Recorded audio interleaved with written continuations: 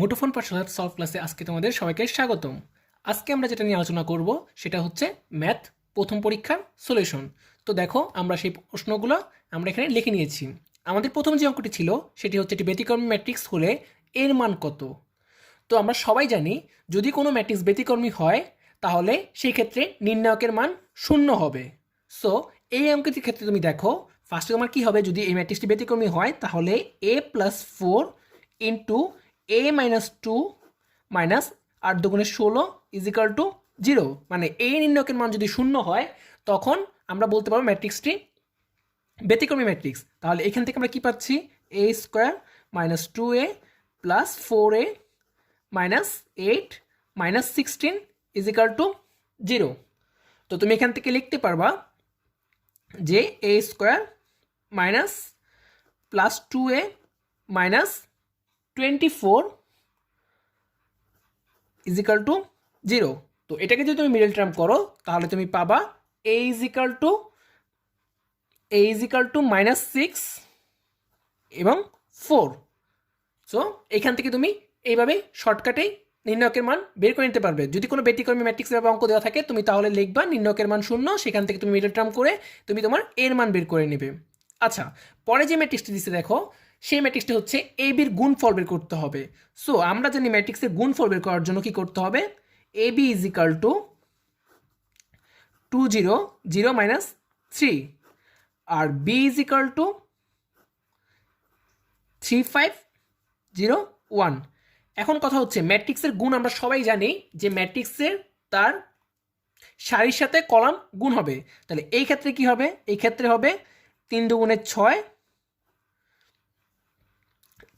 6 যোগ 0 0, আবার সেমভাবে 2 0 0 0 কে 0। আচ্ছা, এটাও সেমভাবে হবে, তার সারির সাথে কলাম গুণ হবে 0 কে 0 মাইনাস 15 0 কে 0 মাইনাস 3। তার মানে রেজাল্ট দাঁড়াচ্ছে আমার লাস্টে শেষে যে 6 মাইনাস 15 0 মাইনাস 3। আচ্ছা, তারপরে আমার যে প্রশ্নটি ছিল সেই প্রশ্নটি হচ্ছে এইখানে এক্স আর ওয়াই এর মান বের করতে হবে। সো এক্স আর ওয়াই এর মান বের করার জন্য আমরা করব কি, আমরা ম্যাট্রিক্সের সমতা করব। তোমরা হয়তো অসীম কুমার সাহা বা রূপন্তী পাবলিকেশনের বইতে এই ধরনের ম্যাথ অবশ্যই দেখেছ, ইন্টারমিডিয়েটে এই সব ধরনের ম্যাথ ছিল যে ম্যাট্রিক্সকে সমতা করে দুটি ম্যাট্রিক্সের মান পাশাপাশি সমান বলা যায়। তো আমরা এখান থেকে করব, তোমরা চাইলে এটা প্রশ্নগুলা রূপন্তী পাবলিকেশনের যে কোনো বই বা এস ইউ আহমেদ কিংবা অসীম কুমার সাহার বই থেকে আরও প্র্যাকটিস করতে পারো তোমাদের বাসায়, যাতে তোমাদের সুবিধা হয়। সবাই এই অঙ্কগুলো বেশি আসে অ্যাডমিশন টেস্টে। তো দেখো এই ম্যাট্রিক্সকে যদি আমি গুণ করি সেক্ষেত্রে কি আসবে, সেক্ষেত্রে আসবে হচ্ছে এক্স প্লাস 1। দেখো এখানে কি আসবে এক্স প্লাস 1 আর এখানে আসবে 3x প্লাস ওয়াই। তো আমার ম্যাট্রিক্সটি কি হচ্ছে, আমার ম্যাট্রিক্সটি হচ্ছে এক্স প্লাস 1 আর হচ্ছে 3x প্লাস 1। আচ্ছা, এখন আমি বলছি ম্যাট্রিক্সের সমতা করব, তার মানে হচ্ছে এই ম্যাট্রিক্সের মান আর এই ম্যাট্রিক্সের মান সমান, আর এই ম্যাট্রিক্সের মান এই ম্যাট্রিক্সের মান সমান। তাহলে তুমি কি বলতে পারবা, x plus 1 equal to 4, 3x plus y equal to 1। তাহলে এখান থেকে তুমি খুব সহজেই এক্স এর মান বের করতে পারবে। এখানে এক্স এর মান আসবে 3, আর এখানে যদি তুমি এক্স এর মান বসাও তাহলে তুমি পাবা ওয়াই এর মান -8। তুমি এইভাবেই অঙ্কগুলো সহজেই করতে পারবা। আচ্ছা, পরবর্তীতে আমাদের যে অঙ্কটি ছিল, অঙ্কটি হচ্ছে ম্যাট্রিক্স এর মাত্রা 2 × 4 এবং বির মাত্রা 4 × 3 হলে বি ইন্টু এর মাত্রা কত। আচ্ছা, আমাদের ফার্স্ট যে ম্যাট্রিক্স বি এর মাত্রা হচ্ছে আমার 4 × 3, আর আমার আরেকটি যে ম্যাট্রিক্স দেওয়া আছে তার মাত্রা হচ্ছে a ইজিক্যাল টু 2 × 4। এখন হচ্ছে ম্যাট্রিক্সের মাত্রা যদি সবসময় সমান হতে হলে এই ম্যাট্রিক্সের কলাম সংখ্যা আর এই ম্যাট্রিক্সের রো সংখ্যা সবসময় সমান হতে হবে, মানে প্রথম ম্যাট্রিক্সের কলাম সংখ্যার সাথে সেকেন্ড ম্যাট্রিক্সের রো সংখ্যা সমান হতে হবে। বাট এই ক্ষেত্রে সমান না, তাহলে এই ম্যাট্রিক্সের মান কখনোই হবে না, এই ম্যাট্রিক্সের মান হবে অসংখ্যায়িত বা ইনফিনিটি। কি আসবে, বি এর মান আসবে ইনফিনিটি। আচ্ছা, পরে আমাদের যে অঙ্কটি আছে একটি ভেক্টরের অঙ্ক, কি বলেছে, কে এর মান কত হলে ভেক্টর দুটি পরস্পর সমান্তরাল হবে। এই ক্ষেত্রে একটি শর্টকাট আছে, আমরা এই শর্টকাটে অ্যাপ্লাই করব। যদি কোনো ভেক্টর সমান্তরাল হয় তবে আমরা বলতে পারবো আই প্রথম ভেক্টরের আই এর মান দ্বিতীয় ভেক্টরের আই এর মানের ভাগ দ্বিতীয় ভেক্টরের আই এর মান তৃতীয় ভেক্টরের আই এর মানের সমান।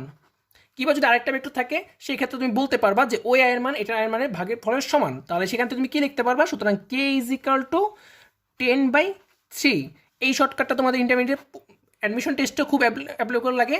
এছাড়া ইন্টারমিডিয়েট এই শর্টকাটটা তোমরা দেখেছো অ্যাডমিশন টেস্ট এই শর্টকাটগুলো বেশি অ্যাপ্লাই করা হয়, কারণ ভর্তি পরীক্ষার টাইম কম থাকে, যার জন্য এই শর্টকাটগুলো অ্যাপ্লাই করে তুমি খুব সহজে অঙ্কগুলো করতে পারবা।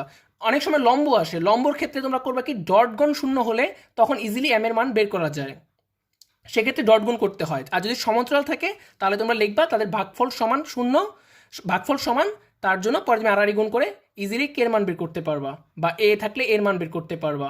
আর যদি এখানে লেখা থাকে পরস্পর লম্ব তাহলে তোমরা সেক্ষেত্রে ডট গুণ করে বের করে নিবা। আচ্ছা, পরবর্তীতে আমাদের যে ম্যাথটা আছে সেই ম্যাথটা হচ্ছে a plus b is equal to a minus b হলে এ বি ভেক্টরের মধ্যবর্তী কোণ কত, এ বি ভেক্টরের মধ্যবর্তী কোণ কত সেটা বের করতে হবে। আচ্ছা, তো আমাদের ফার্স্টে যে লাইনটা আসছে সেটা হচ্ছে a plus b is equal to a minus B.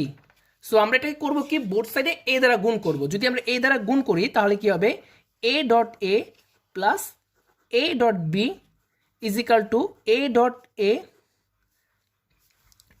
a minus a dot b. আচ্ছা, তো এখন কি হচ্ছে দেখো, এই পাশ থেকে a ডট কাটা, তাহলে আমাদের কি লাগবে লাস্টে 2a dot a dot b is equal to 0। তার মানে আসতেছে a dot b is equal to 0। এখন বলো আমরা যদি কি জানি ভেক্টর কত ডিগ্রি মান 0 বলো তো, 90 ডিগ্রি মান 0। তার মানে হচ্ছে, আচ্ছা আমি এখানে ভেক্টর ক্যাপ দিই নাই, তোমরা সব জায়গায় ভেক্টর ক্যাপ ইউজ করবা, ঠিক আছে? যেহেতু এটা এমসিকিউ শর্টকাট আমি দেখানো হচ্ছে যেন ভেক্টর ক্যাপ আমি দিচ্ছি না। আচ্ছা, তাহলে কি হচ্ছে দেখো, এখন যদি বোথ সাইড কস থিটা যোগ করো তাহলে কি হবে, তাহলে হইতেছে a dot b cos theta is equal to cos 0 degree. আচ্ছা, কস 0 মানে হইতেছে, সরি কস 0 দিবে না, কস থিটা ইজ ইকাল কস, এখানে তোমরা কস জি কত ডিগ্রি মান 0, 90 ডিগ্রি মান 0, তাহলে তোমরা লিখতে পারবা যদি কস থিটা নাও বোথ সাইডে কস নিয়ে লিখতে পারবা a dot b cos theta is equal to 0 বা cos theta is equal to 0। তাহলে সুতরাং theta is equal to 90 degree. আমরা যদি দুই পাশে কস থিটা গুণ করি তাহলে কেউ শূন্যর সাথে কস থিটা গুণ করলে শূন্যই আসবে, আর এই পাশে তখন এ বিকে ভাগ করে দেবো, তাহলে আলটিমেটলি রেজাল্ট আসবে কি a cos theta is equal to 0 degree বা theta is equal to 90 degree. তাহলে এই ক্ষেত্রে অ্যান্সার আসবে, আমার অ্যান্সার হবে 90 ডিগ্রি, ঠিক আছে? আচ্ছা, যদি এই দুটি ভেক্টর হলে তাদের স্কেলার গুণফল কত, এটা আমরা সবাই জানি। ভেক্টর স্কেলার গুণফল আর ক্রস গুণফল হচ্ছে, স্কেলার গুণফল হচ্ছে এ বি কস থিটা আর ক্রস গুণফল হচ্ছে এ বি সাইন থিটা। তার মানে তুমি কি বলতে পারবা a dot b is equal to a b cos theta. আর যদি আমাদের এটা স্কেলার না গুণফল ক্রস গুণফল বলতো বা ভেক্টর গুণফল বলতো তাহলে তোমরা বলতা এ বি সাইন থিটা। এটা একটা এমসিকিউ, এগুলা তোমাদের বিভ্রান্ত করার জন্য আসে। এইসব এমসিকিউ খুব তোমরা সিনসিয়ারলি অ্যাপ্লাই করবা। অনেক সময় হয় অপশন এতে আমরা দেখি এবি সাইন থিটা, তো আমরা স্কেলার গুণফল আর ক্রস গুণফলের মধ্যে ঘাবলা করে ফেলি, যার জন্য আমরা ওইটা দাগে আসি। এগুলো সবসময় ভুল হয়। আচ্ছা, নিচে যে ভেক্টরটা আছে আমরা যেটু আগে বলছিলাম যে ভেক্টর যদি লম্ব হয় তখন আমরা কীভাবে বের করব। তো যদি লম্ব হয় তাহলে আমরা জানি তাদের স্কেলার গুণফল বা ডট গুণফলের মান 0 হবে। তাহলে এখানে কি হবে, এখানে যদি আমরা স্কেলার গুণফল বের করি 2m plus 6 minus 48 is equal to 0। তাহলে 2m is equal two 48 minus 6 বা m is equal to 42 divide by 2, সুতরাং m ইজ ইকাল টু 21। তোমরা এভাবে বের করতে পারবা। যদি সমান্তরাল হয় তাহলে তোমরা করবা কি, এটা যদি আমি বলি সমান্তরাল তাহলে তোমরা করবা কি, যদি সমান্তরাল ধরো এই ভেক্টর যদি বলতাম সমান্তরাল তাহলে করবা কি 2/m is equal two 3/2 is equal two 8/-6। তো এখান থেকে তুমি m এর মান ইজিলি বের করতে পারবা। m ইজ ইকাল টু বলতে পারবা 4/3। তুমি যদি এতটুকু পার্ট নিয়ে অঙ্কটা করো, এতটুকু পার্ট নিয়ে অঙ্কটা করলে কি হবে, m is equal two 4/3 answer. তার মানে কোনো ভেক্টর যদি তোমার লম্ব হয় তাহলে ডট গুণফলের মান 0 হবে, আর যদি কোনো ভেক্টর সমান্তরাল হয় তাহলে তোমরা এই প্রসেসে ইজিলি বের করে নিতে পারবা যে কেন m এর মান কত হবে, ঠিক আছে, বা k এর মান কত হবে। আচ্ছা, পরের প্রশ্নটা পড়ো, দেখো কি বলেছে। এক্স অক্ষ ও -5,7 থেকে 4, বিন্দুটির দূরত্ব সমান হলে কে এর মান কত? তার মানে কি, দূরত্ব সমান হলে কে এর মান বের করতে বলছে। তাহলে তুমি লিখতে পারবা কে ইজ ইকাল টু, আমরা দূরত্ব নির্ণয়ের সূত্র জানি কি, x1 - x2 স্কোয়ার। তাহলে লিখতে পারবা 4 + 5 square plus 4 + 5 square plus k plus 7 whole square. আচ্ছা, এখন তুমি যদি বোথ সাইড স্কোয়ার করো তাহলে লিখতে পারবা কে স্কোয়ার ইজ ইকাল টু, এখানে আসবে 9 স্কোয়ার, তার মানে 81 প্লাস এটা a প্লাস b হোল সূত্রে পড়বে, তাহলে কে স্কোয়ার প্লাস 40k প্লাস 49। এখন যদি তুমি কে স্কোয়ার বাদ দাও তাহলে কি আসবে, 40k is equal two 40k is equal two 81 - 49 -81 - 49 -81 - 49, তার মানে k is equal to -130 divide by 14। এটাকে যদি তুমি 2 দ্বারা ভাগ করো তাহলে লিখতে পারবা কে ইজ ইকাল টু -65/7। এটা হচ্ছে আমাদের অ্যান্সার। যেহেতু আমাদের অ্যাডমিশন টেস্টে ক্যালকুলেটর থাকছে না, তাহলে আমাদের হাতের যে হিসাবগুলো সেগুলো একটু বেশি বেশি বাসায় করতে হবে। বাসায় ক্যালকুলেটর ছাড়া তোমাদের অঙ্কগুলো করতে হবে। রুটের কাজগুলো কীভাবে হয় সেগুলো তোমরা একটু বাসায় বেশি বেশি প্র্যাকটিস করবে, না হলে হবে কি, এক্সাম হলে ক্যালকুলেটরের হতাশায় পরীক্ষা প্রশ্ন দাগাতে পারবে না। মনে হবে আমি সব প্রশ্নই পারি, কিন্তু ওই ক্যালকুলেটর নাই দেখা দেখবা সেই প্রশ্নটা তোমরা ইজিলি সলভ করতে পারবে না। তার জন্য তোমরা বাসায় যখন প্রশ্ন ব্যাংক সলভ করবা তখন তোমরা ক্যালকুলেটর ছাড়া হাতে করার চেষ্টা করবা, ঠিক আছে? আচ্ছা, পরে যে প্রশ্নটি ছিল, কোনো বিন্দুর পোলার স্থানাঙ্ক 2,270 ডিগ্রি হলে বিন্দুর কার্তেশীয় স্থানাঙ্ক কত? আচ্ছা, আমরা কার্তেশীয় স্থানাঙ্ক সমীকরণ জানি, x is equal to r cos theta আর y is equal to r sine theta. আচ্ছা, তো এখানে আমার আর এর মান হচ্ছে x is equal to 2 cos 270 degree, আর এখানে হচ্ছে y is equal to 2 cos 270 degree. তার মানে হচ্ছে এখানে আমার অ্যান্সার আসবে কত, এখানে অ্যান্সার আসবে আমার 270 ডিগ্রি মান, এক্সের 270 ডিগ্রি মান হইতেছে তোমার 270 ডিগ্রি মান কত বলো, তোমরা বলতে পারবা 270 ডিগ্রি মান কত? এটা তোমরা রাফ করে বের করে নিবা। তোমার cos 270 ডিগ্রি মান হতেছে cos 270 ডিগ্রি।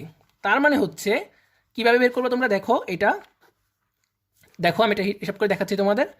cos 270 ডিগ্রি, তাহলে তোমরা কি লিখতে পারবা, cos 3 × 90 degree plus 0 degree. 3 × 90 degree মানে হচ্ছে তোমার তৃতীয় চতুর্ভাগে কজের মান কি বলো তো?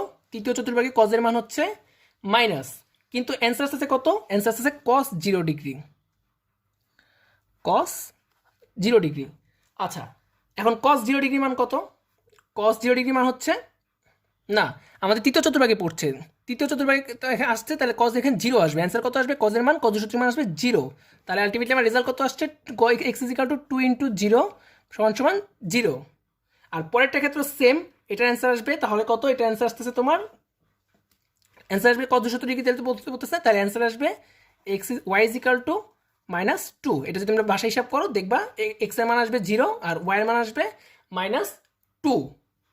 আচ্ছা, তারপরে যেটা ছিল, ত্রিভুজের শীর্ষবিন্দুগুলো যদি এত হয় তাহলে তার ভর কেন্দ্র কত? আমরা তার ভর কেন্দ্র কত সেটা বের করব। আচ্ছা, ভর কেন্দ্র হিসাব করার জন্য আমরা সূত্র জানি, x ইজ ইকাল টু, ভর কেন্দ্র ইজ ইকাল টু, একটা সূত্র হচ্ছে x1 plus x2 plus x3 divide by 3, y1 plus y2 plus y3 divide by 3। তাহলে যদি এখানে তুমি মান বসাও কি আসে দেখো, আসবে হলো 0 যোগ 0 যোগ 4 ডিভাইডেড বাই 3, 0 যোগ 3 যোগ 0 ডিভাইড বাই 3। তার মানে তোমার আলটিমেটলি রাস্তায় যারা আসতে আসতে 4/3, 1 অ্যান্সার। ঠিক আছে, তা ত্রিভুজের শীর্ষবিন্দু যদি ভরকেন্দ্র বের করতে বলে শীর্ষবিন্দু দিয়া, তাহলে তোমরা বের করবে এই সূত্রের মাধ্যমে x1 plus x2 plus x3 divide by 3, y1 plus y2 plus y3 divide by 3। এই সূত্রের মাঝে তুমি ইজিলি ত্রিভুজের ভরকেন্দ্র বের করে নিতে পারবা। আচ্ছা, তারপরে আমরা যেটা করব সেটা হচ্ছে আমাদের কি বলেছে, এক্স নিচের বৃত্তটি এক্স অক্ষকে স্পর্শ করলে পি এর মান কত সেটা বের করতে বলছে। আচ্ছা, এটা আমাদের ঢাকা ইউনিভার্সিটির একটা কোশ্চেন, ঢাকা ইউনিভার্সিটি এই কোশ্চেনটা করেছিল। তো এই কোশ্চেনটাতে যদি এক্স এর মান বের করতে বলে, যদি এক্স অক্ষকে স্পর্শ করে পি এর মান বের করতে বলে, এরকম টাইপলে থাকলে তোমরা লিখবা, তোমরা এখান থেকে বের করবা যে এক্স অক্ষকে স্পর্শ করলে, এক্স অক্ষকে স্পর্শ করলে পি ইজ ইকাল টু তোমার হবে জি স্কোয়ার, মানে পি এর মান হবে জি স্কোয়ারের সমান। আর যদি সেম অঙ্ক বলে ওয়াই অক্ষকে স্পর্শ করছে, ওয়াই অক্ষকে স্পর্শ করলে সেখানে পি এর মান হবে তোমার এফ স্কোয়ার।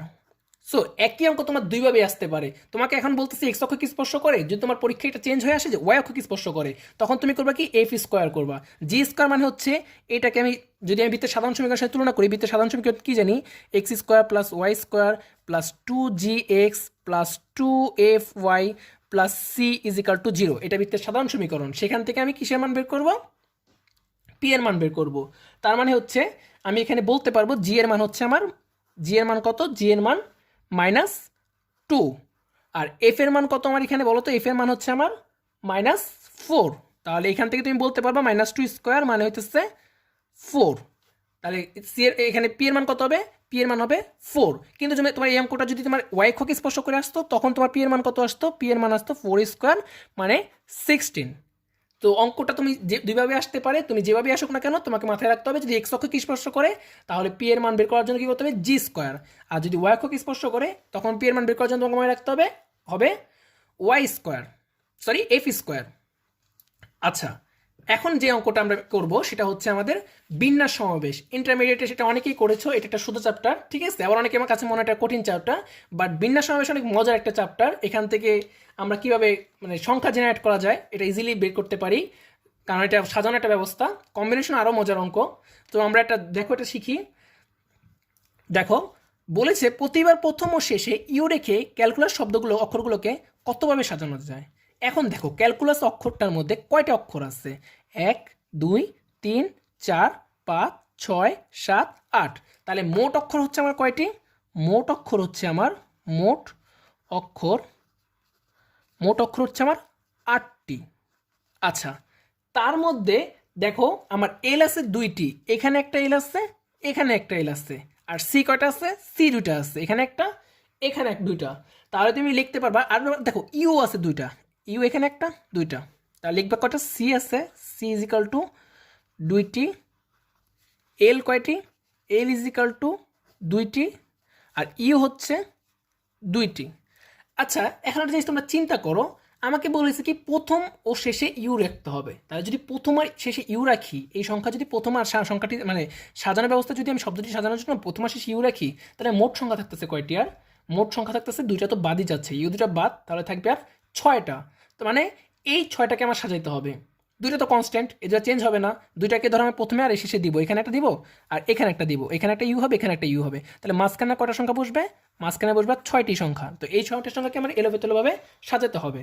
তাহলে এই সাজানোর ব্যবস্থা কি হবে, তাহলে সাজানো যাবে বা সাজানো হবে 6 ফ্যাক্টোরিয়াল ডিভাইড বাই 2 ফ্যাক্টোরিয়াল। যেহেতু এখানে সি আছে 2টা, তাহলে এটাকে 2বার সাজানো যাবে, আর এল আছে 2টা, তাহলে একে 2বার সাজানো যাবে, ডিভাইড বাই 2 ফ্যাক্টোরিয়াল 2 ফ্যাক্টোরিয়াল। তো এটাকে যদি তুমি ক্যালকুলেশন করো তখন তোমার সেক্ষেত্রে অ্যান্সার আসবে 180। বা তোমরা ফ্যাক্টোরিয়াল ভেঙে ভেঙে একটা করতে পারো। ফ্যাক্টোরিয়াল ভেঙে ভেঙে করার সময় তোমরা করবা কি, 6 ফ্যাক্টোরিয়াল মানে হচ্ছে 6 into 5 into 4 into 3 into 2 into 1। 6 factorial মানে হচ্ছে n ফ্যাক্টোরিয়াল মানে হচ্ছে n into n minus 1, n minus 2, n minus 3 এভাবে যাবে। আর 2 ফ্যাক্টোরিয়াল মানে হচ্ছে 2 ইন্টু 1 আবার হবে 2 ইন্টু 1।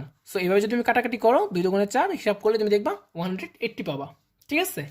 আচ্ছা, 11 বাহু বিশিষ্ট বহুভুজের কর্ণের সংখ্যা কত, এটা বের করতে হবে। সো এটার জন্য আমরা একটা শর্টকাট শিখবো। এরকম যদি কোনো অঙ্ক আসে কর্ণের সংখ্যা কত এগুলো বের করার জন্য, তখন আমরা করব কি, nc2 মাইনাস n, মানে n এর মান যত থাকবে তার উপরে আমরা বেস করে এটা করব, বুঝতে পারছো। এটা হচ্ছে একটা শর্টকাট, এটা হচ্ছে শর্টকাট। তো আমরা এটা দেখো, তাহলে আমরা কিভাবে বের করব, আমরা এখানে বের করব nc2 মাইনাস n। তাহলে 11 বাহুবিষ্ট বহুভুজ, তাহলে n এর মান কত 11, তাহলে কি হবে 11c2 মাইনাস 11। পরে তুমি যদি এটা ক্যালকুলেশন করো তোমার অ্যান্সার আসবে 44। অ্যান্সার। আচ্ছা, এটা কম্বিনেশন ভাঙানের, যেহেতু আমাদের টাইম কম তার জন্য আমি এটা দেখাইতেছি না, এটা তোমরা বাসায় প্র্যাকটিস করবা নিজেরা। আর এই টাইপের আরও অঙ্ক তোমরা যতগুলো আছে, 5 বাহু বিশিষ্ট বহুভুজে কর্ণের সংখ্যা কত, 4 বাহু বিশিষ্ট বহুভুজে কর্ণের সংখ্যা কত, সেগুলো তোমরা সব বাসায় নিজেরা নিজেরা প্র্যাকটিস করবে, ঠিক আছে? আচ্ছা, এখন আমরা একটা মজার অঙ্ক দেখব। মজার অঙ্ক বলতে আমরা একটা শর্টকাট দেখব। এই শর্টকাট হচ্ছে, আমরা ইন্টারমিডিয়েটে এই টাইপের অঙ্কগুলো লাইক সাইন 75, সাইন 15 ডিগ্রি, মানে হচ্ছে সাইন এ সাইন বি, ফর্মেটটাকে দেখো। এই ফর্মেটটা হচ্ছে sign a plus sine b, আর কি sign a minus sine B. যদি এই রকম ফরম্যাটের কোনো অঙ্ক থাকে তাহলে তোমরা এটা সরাসরি একটা শর্টকাট শিখবা আজকে। শর্টকাটটা কি, যদি এই ফরম্যাটে থাকে তাহলে তোমরা লিখবা 10 45 ডিগ্রি প্লাস এ। কি বলছে, যদি এই ফরম্যাটের কোনো অঙ্ক থাকে তোমরা সরাসরি অঙ্ক লিখতে পারবা 10 45 ডিগ্রি প্লাস এ, মানে 10 45 ডিগ্রি মান, মানে এর মান যা থাকবে তার উপরেই বেস করে অঙ্কটা শেষ করে দেওয়া যাবে, ঠিক আছে? আচ্ছা দেখো, আমি এই অঙ্কটা কীভাবে করি, এই অঙ্কটা শর্টকাট সেশনটা আমি আজকে দেখাইছি তোমাদের। এখন আমি অঙ্কটা কীভাবে করবো দেখো। এই অঙ্কটা করার জন্য তুমি ফার্স্টে লিখবা 10 45 ডিগ্রি প্লাসে, তার মানে কি দুইটা পাশেই 10-এর মান তোমাকে সমান হতে হবে। তুমি কখনো এই অঙ্কের মধ্যে একটা পাশে লিখতে পারবা না, ঠিক আছে? তার মানে দুই পাশে 10-এর মান যদি সমান হয় তোমার অ্যান্সার আসবে, তুমি এটাকে ভাঙে যদি লেখো সাইন 75 ডিভাইড বাই 10 75, তুমি এটাকে লিখতে পারবা cos 15 degree plus sine 15 degree. আচ্ছা, কীভাবে লিখেছি আমি cos 15 degree plus sine 50 degree? এটা লেখার নিয়মটা হচ্ছে সাইন 75 ডিগ্রি মানে হচ্ছে sine 90 degree minus 15 degree. 90 degree minus আমরা কীভাবে লিখতে পারবো, সাইন 75 ডিগ্রির পরিবর্তে লিখতে পারবো sine 75 degree is equal to sine 90 degree minus 15 degree. এখন 90 ডিগ্রি হচ্ছে আমার বেজোড় সংখ্যা, যার জন্য চেঞ্জ হয়ে যাবে, আর প্রথম চতুর্ভাগে পড়ছে তার জন্য হবে কস 15 ডিগ্রি। তাহলে আমি সাইন 75 ডিগ্রি পরিবর্তে লিখেছি কস 15 ডিগ্রি। আচ্ছা, একইভাবে এখানে লিখতে পারবো কস 15 ডিগ্রি মাইনাস সাইন 15 ডিগ্রি। এখন দেখো উভয় ক্ষেত্রে কি হতেছে, আমার এর মান সমান, উভয় ক্ষেত্রে কি হতেছে এর মান সমান। তাহলে এখন তুমি লিখতে পারবা সূত্র অনুযায়ী 10 45 ডিগ্রি প্লাস 15 ডিগ্রি, তাহলে তোমার রেজাল্ট কত আসবে, হইতেছে 10 16 ডিগ্রি। 10 60 ডিগ্রির মান কত বলো, 10 60 ডিগ্রির মান হচ্ছে √3। সো এইরকম ফর্মেটে যদি অঙ্ক দেখো like sine a plus sine b আর divide by cos sine a minus sine b, তাহলে এটাকে তোমার ফার্স্টে কাজ হতেছে